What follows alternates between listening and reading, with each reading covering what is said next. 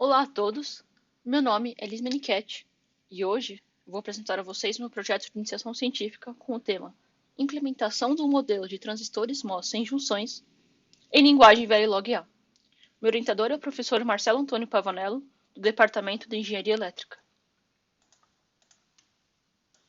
Os objetivos desse trabalho são o estudo de transistores, que são materiais semicondutores utilizados nos circuitos eletrônicos e chips de computador, e as características elétricas de FinFETs e transistores sem junções, a fim de revisitar a implementação do modelo analítico para transistores MOS sem junção, desenvolvido por pesquisadores do Centro Universitário da FEI em linguagem Verilog-A, e desenvolver uma ferramenta de simulação de circuitos considerando tanto suas propriedades estáticas e dinâmicas.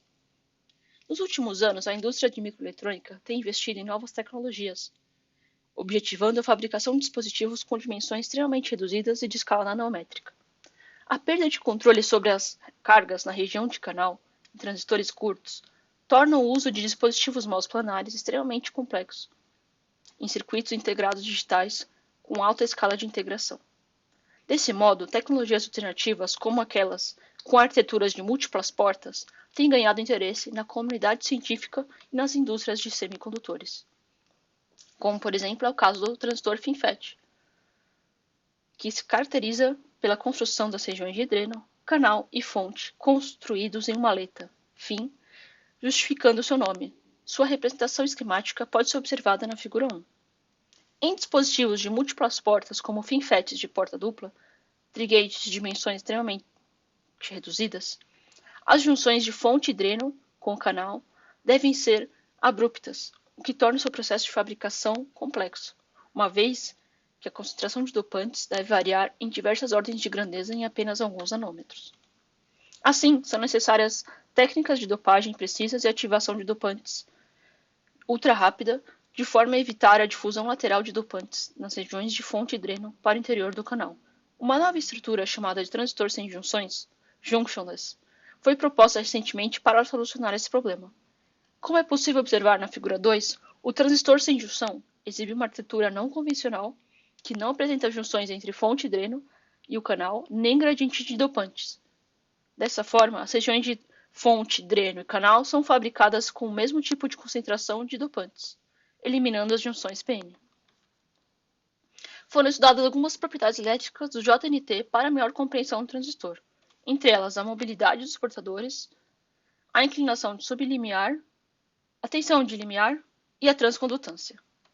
O código estava inicialmente em apenas um bloco.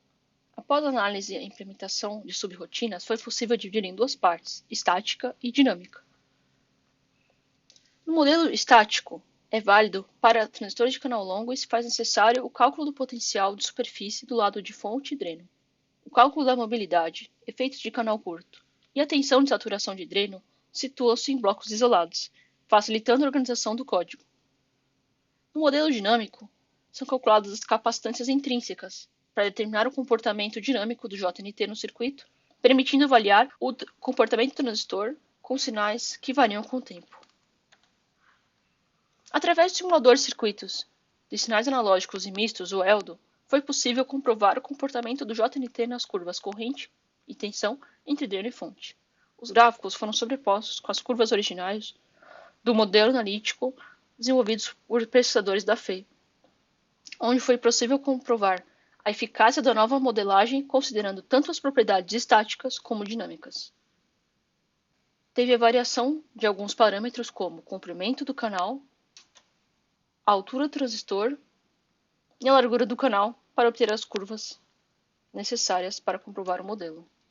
Foi possível também obter simulações da parcela dinâmica, e a gente consegue observar algumas curvas como a capacitância intrínseca entre a porta e a fonte, que é o CGS, a capacitância intrínseca entre o dreno e a fonte, que é o CDS, e a capacitância intrínseca entre a fonte e a porta, CSG.